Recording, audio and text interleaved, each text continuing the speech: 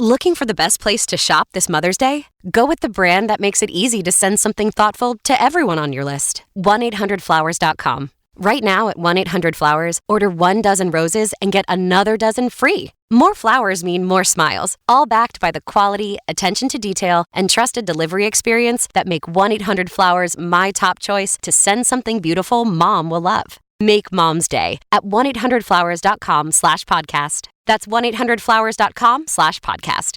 History as it happens, May 20th, 2025. Trump, Putin, and World War II legacies. Russian President Vladimir Putin has marked the 80th anniversary of the defeat of Nazi Germany in World War II with a massive military parade in Moscow. This year was especially lavish because it's the 80th anniversary of their really significant victory over the Nazis. I think we'll do it fast, too. I think Putin is tired of this whole thing. Our approach is to put pressure on Ukraine and not pressure on Russia. Historian Antony Beevor sees the first major land war in Europe now in its fourth year with no end in sight. He sees the Trump administration's attempts at peacemaking and the broader unraveling of the post-war order created when the worst war ever came to an end, at least in Europe, 80 years ago this month. He says that order was shaped by generations whose aim was to prevent such a tragedy from ever occurring again. But now, he says, we're losing this connection to the past. That's next, as we report history as it happens. I'm Martin DeCaro. Well, Putin is desperate to get as many supporters and allies. As far as he's concerned, the world is redividing. It's not really a very great change in some ways. And yet, on the other hand, there is a huge change, because what we have seen, especially since the 24th of February of this year, when for the very first time the United States voted with Russia against its Western allies, this was striking, to put it mildly.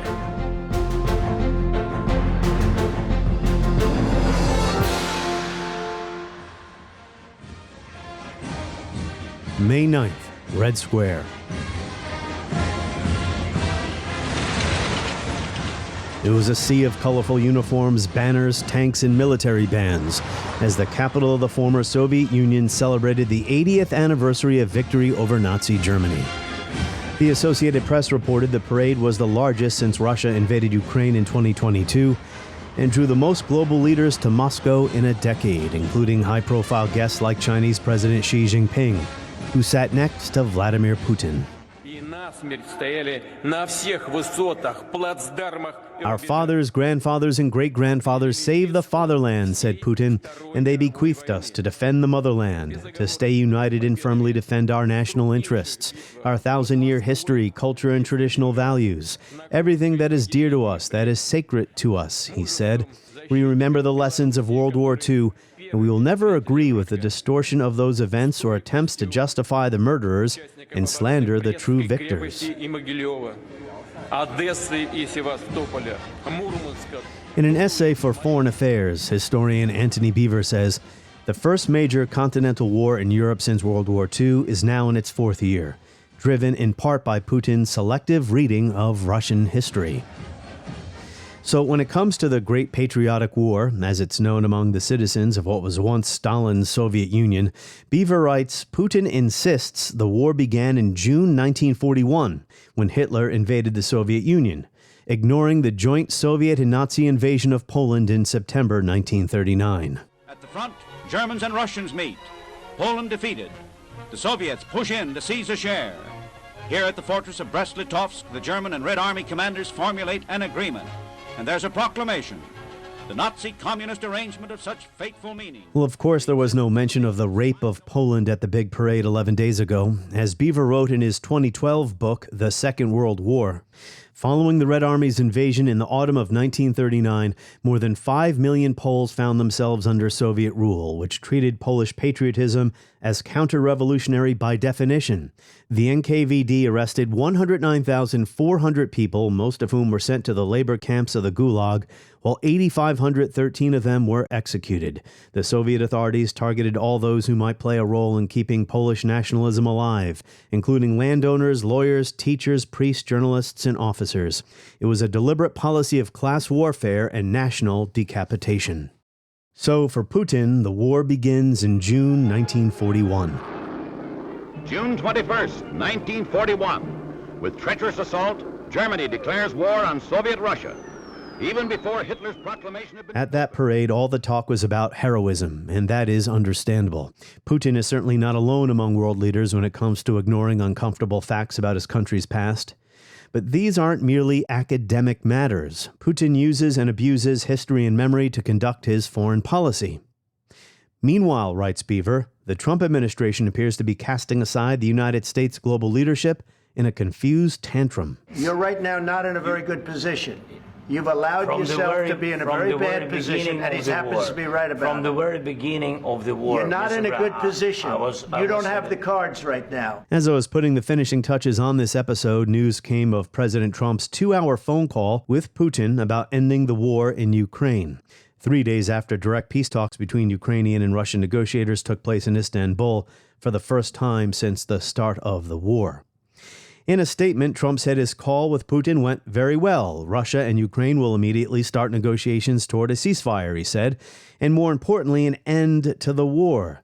The conditions for that will be negotiated between the two parties, as it can only be, because they know the details of a negotiation that nobody else would know, said our deal-maker-in-chief. Now, for years, Trump's been telling us only he could get a deal done, and that he would do it quickly, in one day.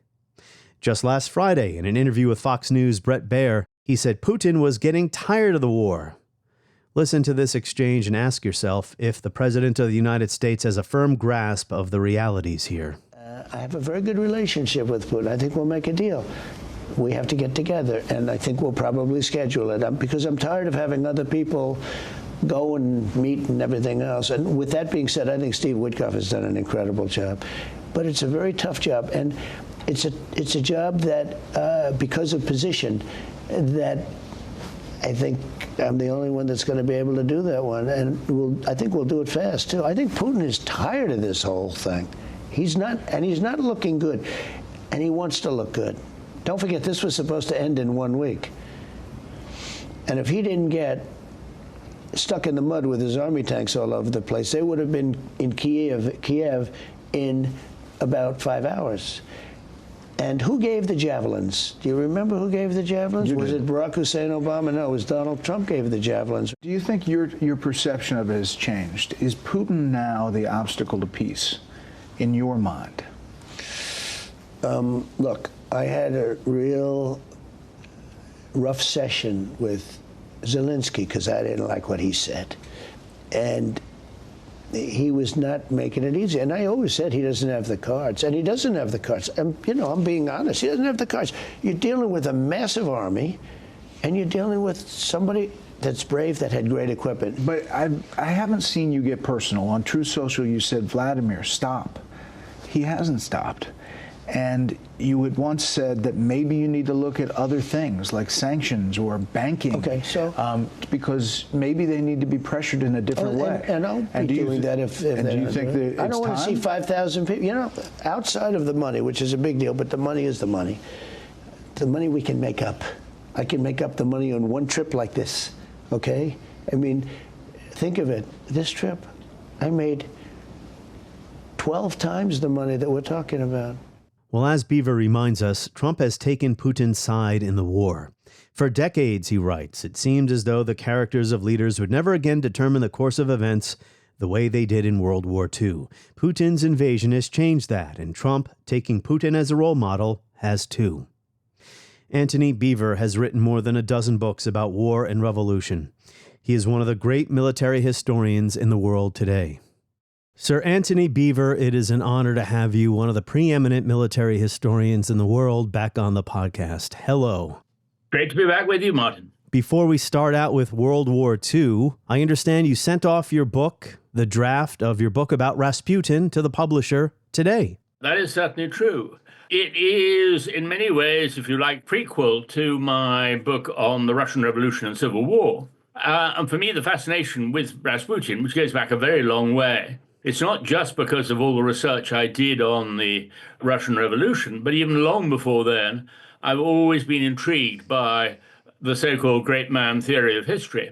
Because here, in the case of Rasputin, one has a Siberian peasant who helps bring down the greatest autocracy in the world. And this is very striking because what one sees is the way that Rasputin, and because of, in many cases, the fake news, the fake stories, the exaggerations, that somehow he was having an affair with the empress, with the Tsar's wife, the Tsaritsa, which was totally untrue.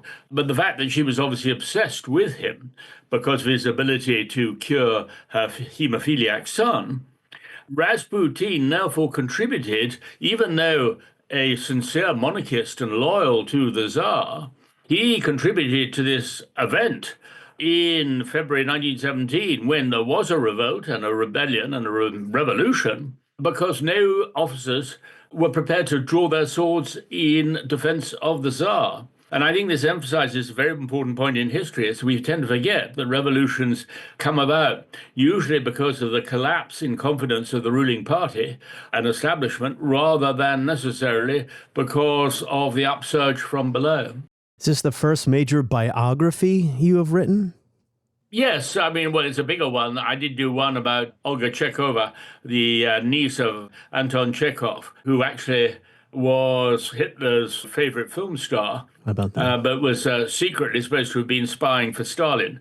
Whether she did much spying, we still don't know, but there's no doubt about it that she had been definitely recruited by her brother, who was very much under NKVD or Russian Secret Service control.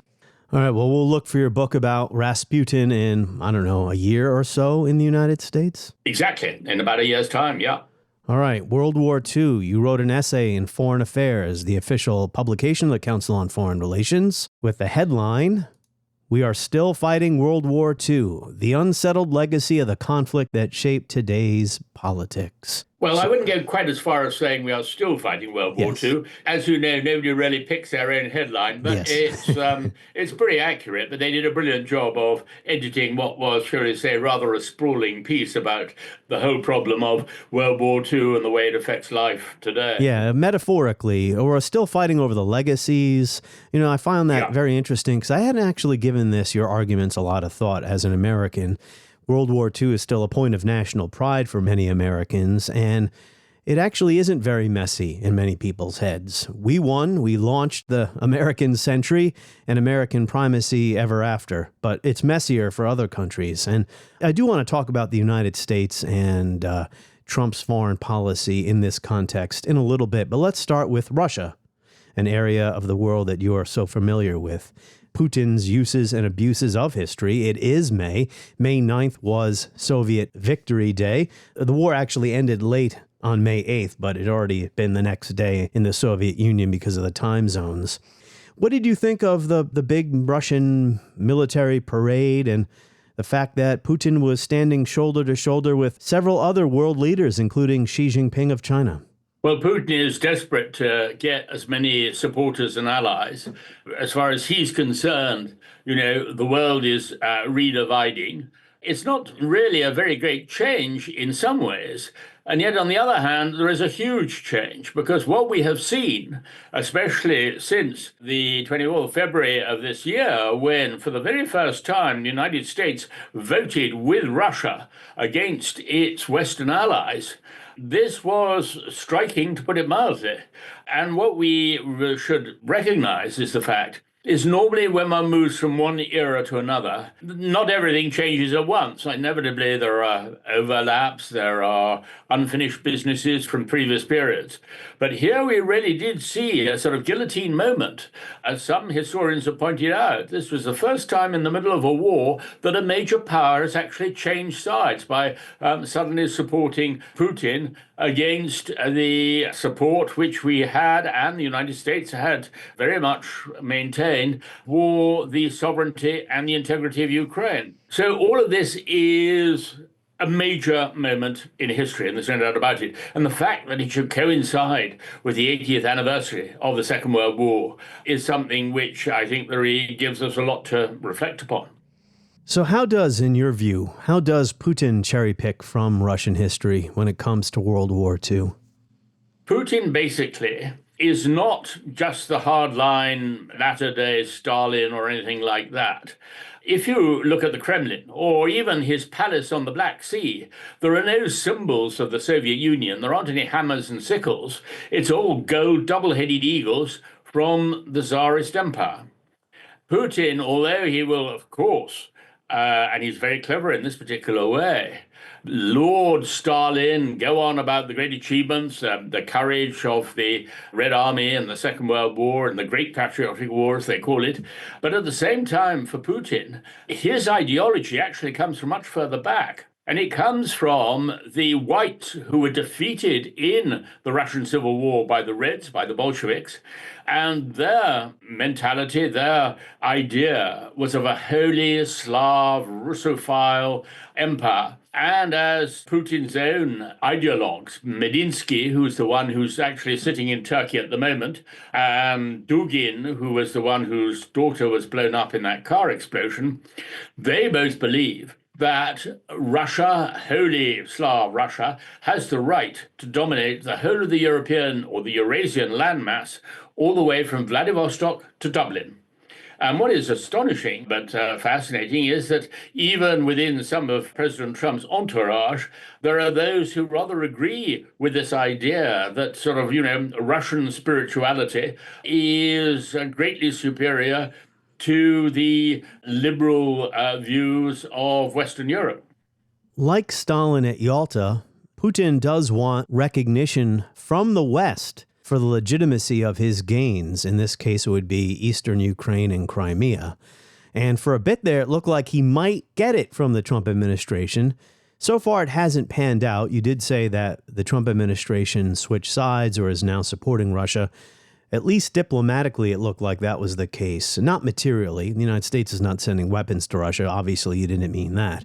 But it did, amazingly, blame Ukraine for starting the war and wanted Ukraine to start negotiations from that point. Obviously, the Trump administration does not know what it's doing in these negotiations and underestimated Putin or overestimated his desire for peace. President Trump is, I am afraid, unaware of to what degree Putin is playing him, and actually, I'm afraid, despising him. This was very much brought out in 2019 at the Osaka G20 conference during this conversation, when they were talking about Israel, and Putin suddenly said to him, oh no, but, to gain favor, he said, I've done a lot for Israel in the background and so forth. And Trump replies, nobody's done as much for Israel as I have. And Putin, to make a joke, said to him, well, perhaps they should even think of calling the country after you. And Trump thought about this quite seriously for a few moments, and they said, no, I think that'll be going a bit too far. He fails to see how, rather in the way that Lenin treated those Westerners who supported the Soviet Union in the early days, and Lenin regarded them as what he called useful idiots. Well, one has, I'm afraid, the feeling that Putin regards President Trump in the same way. And there is a real concern, I think, certainly in Europe, that Trump does not see the way that he is being played. Well, if Putin does want peace, it's on his terms, and his terms are not acceptable to Ukraine or to so-called rules-based order. We'll return to that subject in a bit. When it comes to these May 9 parades, Victory Day for the Soviet Union, an Associated Press article a couple of days ago stated, citing an observer of Russian politics, an expert on Russia, the parades are a civic religion that boosts patriotism, nationalism, nostalgia, and justifies both Putin's repressive regime at home and Russia's increasingly expansionist foreign policy abroad, particularly including towards its neighbors. So there's a nostalgia, but also a present use or abuse of this history by Putin.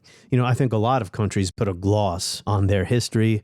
The United States in World War II, we look at that a certain way where we look past some of the uglier things about that war.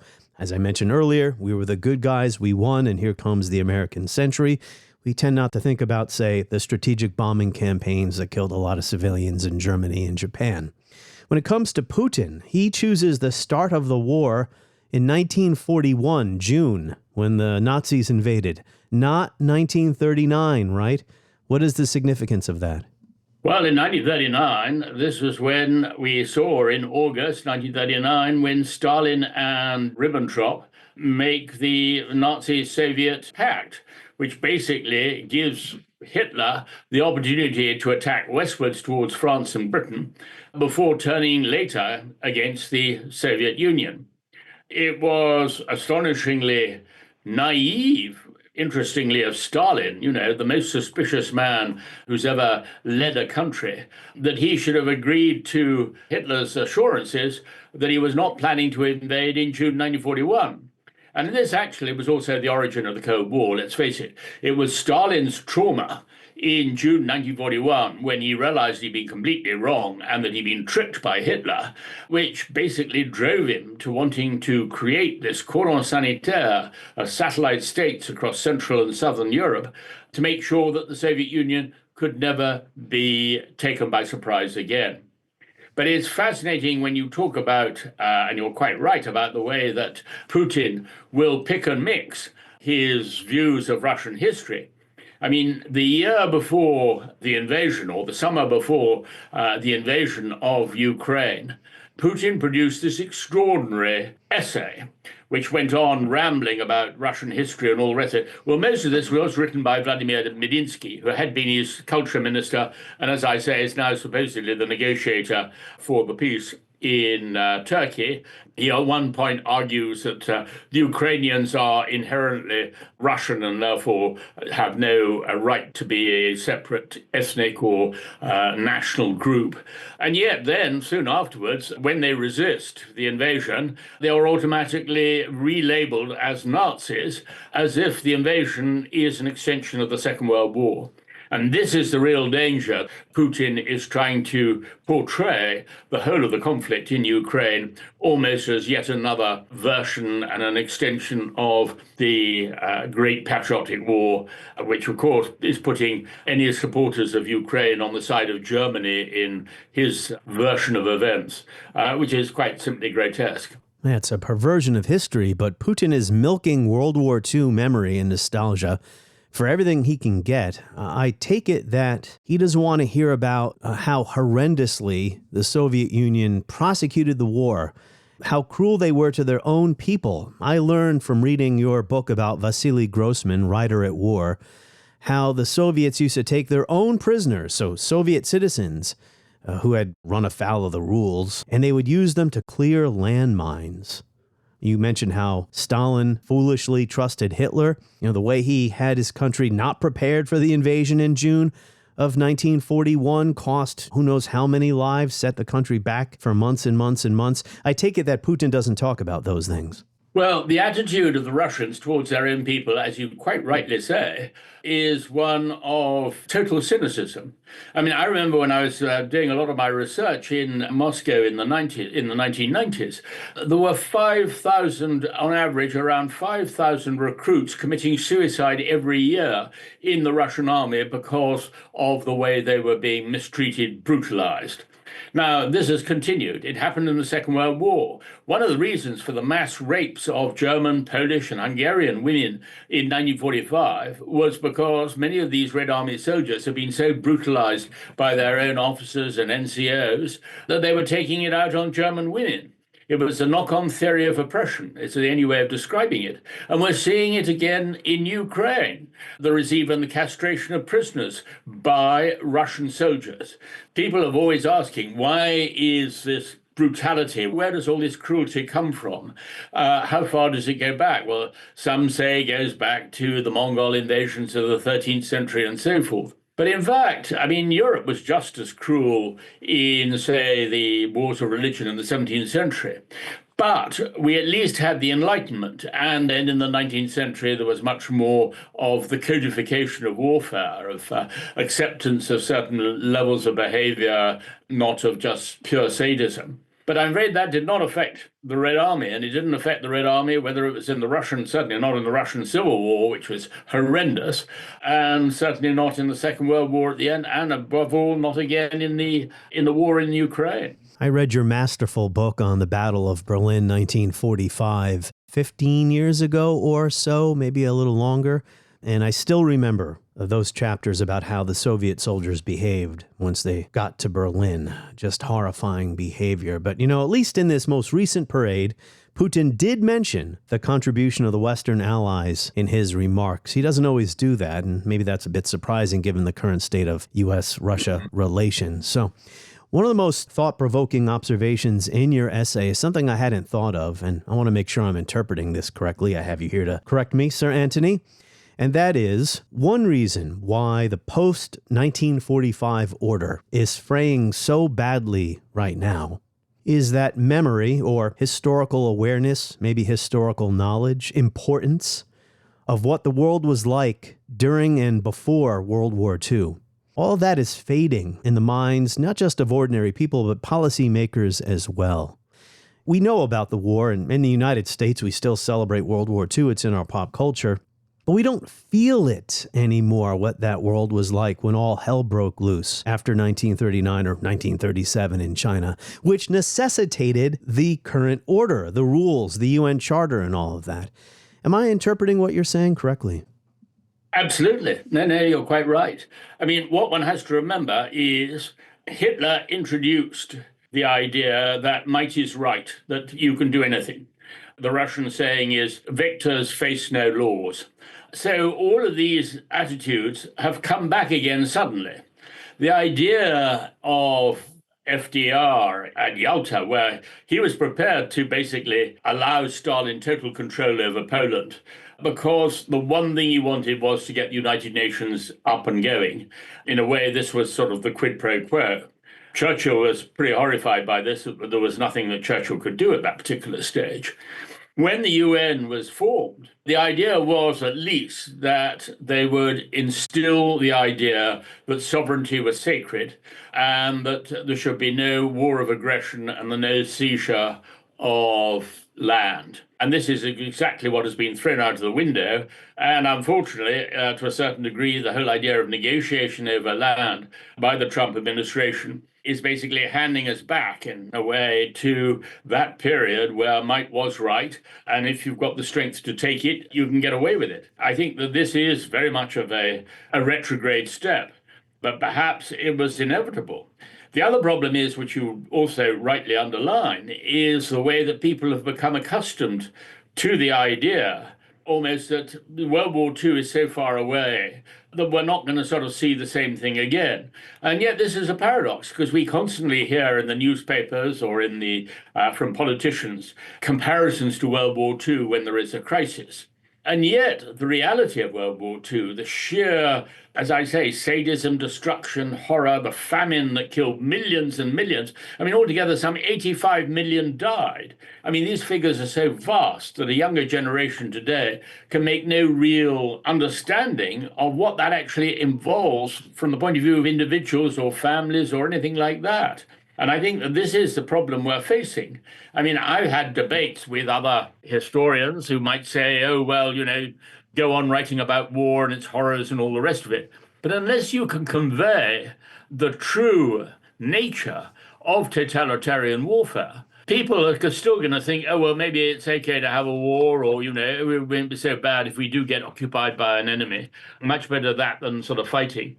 Unless you can actually tell them what it was really like at the time, they're not going to understand. The second time you were on my podcast, we discussed the atom bomb. And at that time, you mentioned to me something I didn't know in the debate over whether the United States should have bombed Hiroshima and Nagasaki. You repeat this in your essay in Foreign Affairs. You write, by 1944, some 400,000 civilians a month were dying from famine in areas of East Asia, the Pacific, and Southeast Asia that were occupied by Japanese forces. So by bringing the war to a close as quickly as possible, fewer people would starve to death. Not to get into the debate over the bomb again, but that's just a staggering figure.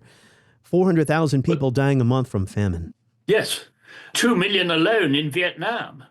Now, I am not saying that in the White House or in the Pentagon or anything like that people were concerned about local populations as much as they were, or certainly about the Japanese themselves, because let's face it, 18 million of them were liable to have died if the war had carried on into the next year, because the Japanese general staff were going to make them fight on with bamboo spears and satchel charges strapped to their bodies as suicide bombers if the Allies were going to have to launch an amphibious invasion of the Japanese home islands. So from that point of view, we see yet another major moral paradox of the Second World War, that actually the dropping of the atom bomb saved far more Japanese lives than those who were killed actually in the two bombs at Hiroshima and Nagasaki.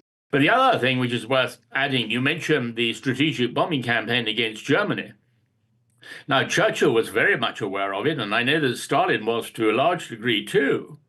Whatever one may say about the morality of bombing German cities and German civilians, it forced the Luftwaffe to bring back the bulk of their fighter squadrons, and above all their anti-aircraft guns, their 88 millimeters, to defend the Reich against the British and American bombers attacking them, and particularly in 1943 onwards. And this gave the Russians, and something which Putin has never acknowledged, this gave the Russians air superiority for the very first time on the Eastern Front. I mean, again, it is important one realizes it's not a question of making straight moral choices, far from it, but we do come across these extraordinary moral paradoxes in war. And one lesson, if that's the right term, I'm trying to get away from using the term lessons of history. Warnings of history is my new favorite. But anyway, one lesson of 1945 was Europe needs the United States because of what had happened in 1914 and then in 1939. And even after the collapse of the Soviet Union, President George H.W. Bush said, no, we're going to stay. Europe needs us for stability and also U.S. interests. We keep NATO in Europe even after the Warsaw Pact dissolves. And the alliance will prove every bit as important to American and European security in the decade ahead. The importance of the alliance and its democratic underpinnings is the message I now take to Europe. NATO has been a success by any measure, but success breeds its own challenges. Today, dramatic changes are taking place in Europe, both East and West. Thatcher, she opposed the reunification of Germany initially because of, well, the memory of World War II was not that distant for her and her generation. A revanchist, unified Germany? No, thank you. Well, no one today is worried about Germany, right? But Europe did underestimate another power that had been humiliated after the collapse of the Soviet Union, and that would be the replacement, if you will, the Russian Federation. No one expected another major land war in Europe either. I mean, what can you say as we talk about unsettled legacies of World War II? European complacency, or not willing to pay for its own defense? All these topics are in the air right now when it comes to whether the United States should maintain a heavy presence in Europe. Obviously, Donald Trump doesn't seem to be a fan of that. Well, I would be the first to acknowledge that Donald Trump is absolutely right in his criticism of Europe, even if he doesn't quite understand what came about or what caused this complacency and the idea that there would never be another war in Europe. I mean, let's go back a bit. Remember, just before the First World War, the great bestseller of the day was The Grand Illusion by Norman Angel, which argued that because of the increase in communications and trade, war in 1914 was unthinkable. It wasn't going to happen. Well, this was exactly what Gerhard Schröder and Angela Merkel believed in Germany during the post-Cold War period and dealing with Vladimir Putin. They thought, well, if Putin needs us with all the business, he's selling us all of his gas and all the rest, there won't be a war. And this was naive and complacent. It is certainly true. President Trump is absolutely right on that particular score. But the thing is that actually it was the problem of what can only describe as democratic confirmation bias. The British and the French in the 1930s could not believe that anybody could be as stupid as to want another war in Europe after the horrors of the First World War. And that's why they could not believe that Hitler was really serious about a war until it was too late. So only by 1938-39 did they realize that actually they got that one wrong. And ditto, we made the same mistake with Putin. We should have realized, actually, from the war in Chechnya, the brutality of that war, and also from the fighting in Syria, that Putin was perfectly capable of doing that. But, we thought, oh, no, nobody really in their right mind would ever want anything like that. And this is, as I say, democratic confirmation bias. Yeah. We think that dictators think in the same way as we do. They don't, nor do their entourage. It's hard to pigeonhole Donald Trump's foreign policy. He's not an isolationist, neither are his top advisors. I think that word isolationist is misused often. I'm not sure that they're against maintaining U.S. primacy either. I'm not sure I'd call them realists either, and here's my point. So yes, Europe and the Obama administration underestimated Vladimir Putin. But about 2 years after the illegal annexation of Crimea, Obama gave an interview, President Obama, to The Atlantic magazine, where he said something that I happen to agree with. He said, Ukraine will always be more important to Russia than it is to the United States. It is a core Russian interest. Historically, geopolitically, it is not a core U.S. interest. So, some of the criticism of the Trump foreign policy says, oh, they're isolationists. Others say, this is actually a kind of realism. I don't necessarily agree with this argument that Ukraine is part of Russia's sphere of influence. I'm not into sphere of influence thinking. It's the year 2025. Or, Antony Beevor, China and Taiwan, meaning it's foolish to think the United States can maintain primacy in East Asia forever. And that, of course, raises issues about whether the United States should come to Taiwan's defense. This really isn't a question. I'm sorry. Kind of a long ramble here. But I guess my question should be, what do you make of Trump's foreign policy? Is it realism or is it something else? You're quite right to raise the question because it's very, very hard to pin down. There are elements of realism within it. Other bits are either fantasy or they are self-delusion. I think that the danger is the idea that somehow the world is splitting into three. Rather, funny enough, as Orwell predicted in 1984 of Oceania, East Asia, and Eurasia. But leaving that one aside, I think the real danger is the way that the focus on China is not a diversion, but it is a distraction from the most immediate danger. And the most immediate danger, as I say, is a war which is going to extend in Europe. Now, Trump's argument is this is Europe's problem. Europe, you've got to sort it out. And he has a certain amount of justification in saying that, because it has been the fault of Europe that they haven't prepared to sort it out. And Britain is just as much at fault as the other countries. What I think is a real danger is the way that he is prepared to abandon the Western alliance. And I think that that is a question of shared beliefs, which, of course, he does not necessarily agree with some of these beliefs. But it does mean, though, that the influence and the strength of the United States is severely diminished. And I think that actually it is a major strategic mistake for the United States to try to cast Europe aside and say, right, forget it, any help from us. We're just going to worry about China. You sort out Russia. I think that that, as I say, is a major mistake which will be deeply regretted in years to come. I guess it's a question, an age-old question. Can Europe be stable, prosperous, peaceful without the U.S. presence there? There's a larger question here hanging over all of this, and that is, does the world still need the United States, or does it still need the United States the way we've gotten used to since 1945? I would say yes, but it's how. The wars in Iraq and Afghanistan, the global war on terror, were a disaster. I don't want to see that kind of U.S. interventionism. When it comes to soft power, the Trump administration has undermined U.S. soft power by destroying USAID and some other programs of foreign aid. So, it's complicated, I guess, is what I'm getting at. I don't want to see the United States retreat from world affairs, but at the same time, U.S. interventionism post-2001 has been a disaster. You are quite right in the sense, and I think what I understand to be your reluctance and unease, because I don't think that the United States could continue its unipolar position as the world policeman, just in the way that Britain had to give up its role as the world's policeman, basically soon after the First World War, certainly before the Second World War. We simply did not have the economic or other powers, or certainly not hard power, to be able to continue in that particular role. Now, the United States, with its debts, which are simply terrifying, and if the Republican ideas of some of these tax cuts and all the rest of it are to go ahead, the United States is actually putting itself into a desperately dangerous position and will be unable actually to maintain any form of major international role if it continues down that particular path. So we are in a very, very difficult and dangerous era in that way. Yeah, I mean, it was because of the failures after the terrorist attacks of 9/11, the failures of the global war on terrorism, why there's a backlash now. Maybe the pendulum is swinging too far the other way.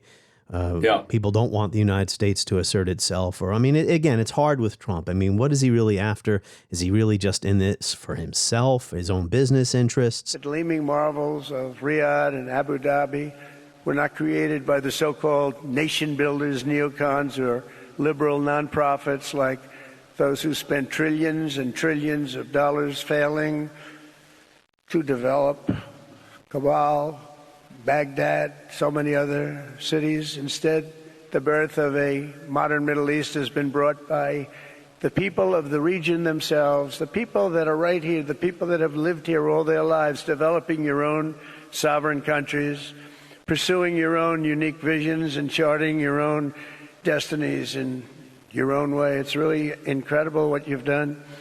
In the end, the so-called nation builders wrecked far more nations than they built, and the interventionists were intervening in complex societies that they did not even understand themselves. They told you how to do it, but they had no idea how to do it themselves. We'll wrap up here, Sir Antony Beevor. Although, I am going to return to the issue of the legacies of the Second World War in August, when the war comes to an end, although the fighting continued in many parts of the world. I'm going to do a multi-part series in August about the legacies of 1945. Maybe if you're not too busy, you'll agree to come back. I promise, though, to ask different questions so we don't just repeat the same conversation. No, Martin. It's always a pleasure discussing it with you. But I guess for now, my last question is, as you write here in your essay, final paragraph, in truth, there is no one set of conclusions to draw from World War II. Well, indeed, all the different countries that came out of World War II, especially the new independent states after colonialism, they certainly look at the war differently than, say, the United States does. So if there's no one set of conclusions, what are some of the conclusions that Antony Beevor is thinking about right now? It is, again, yet another paradox, the way that the Second World War, because of its extent, because of its global reach, really did bring world history together. And yet, we can only still see the Second World War in our own national terms. So from that point of view, we're always going to have a confused, if not contradictory, view of that particular past. Needless to say, every nation has its own self-image, its own view of itself. That's conditioned by the past rather than the future. But it does affect the way that they plan strategy too, of what their role should be. I'm afraid the British one has been very much one rather on the coattails of the United States, who somehow we believe we're punching above our weight, which is a terrible, terrible cliche hanging over from the Second World War, or maintaining a seat at the top table. Well, I mean, that again is this mentality from Yalta of the big three of Roosevelt, Stalin, and Churchill. But I'm afraid it looks as if we're back into the world, really, of the big man in history, the big names. And as I say, might is right. And that's what I think concerns me the most. Well, the United Kingdom won the war. It was on the winning side. Many, many contributions, of course, to that victory. Stood alone against the Nazis in 1940. Won the war, lost its empire, but is probably better off without it. And certainly the subject peoples were happy to get their independence, although there was a lot of bloodshed after independence in those places. But, maybe it's not appropriate for me to comment on your country's politics. But a majority of UK voters rejected a key legacy of World War II. That was integration with Europe, and is now out of the EU. Yes, only just. It was as close as your recent election. So, I wouldn't say you can't generalize about the whole country. But also the view that somehow only European unity could prevent another war. was also, I think, a misleading one. Yeah. Let's face it, on the whole, democracies, proper democracies, do not fight against each other. The real danger will always come with dictatorships. And that is because the leadership in dictatorships is apparently, much clearer because you've got one person making the decisions, but at the same time, you're suffering from narcissism, from all of the worst dangers of human character when you just have one person in control of a country in that way. And that is, of course, my great fear for the way that we are seeing this lineup between, on one side, no longer so much left versus right or communism versus capitalism, but we're seeing this lineup between the autocracies of the world and the democracies on the other side. And I'm afraid that the democracies are very vulnerable. We thank Antony Beevor for his time and insights. And remember, his next book about Rasputin should be available on sale in the United States in about a year. On the next episode of History as It Happens, what is Chinese communism in 2025? Sergei Radchenko and Enrico Maria Fardella will join us. Remember, new episodes every Tuesday and Friday. My newsletter every Friday. Just sign up at historyasithappens.com.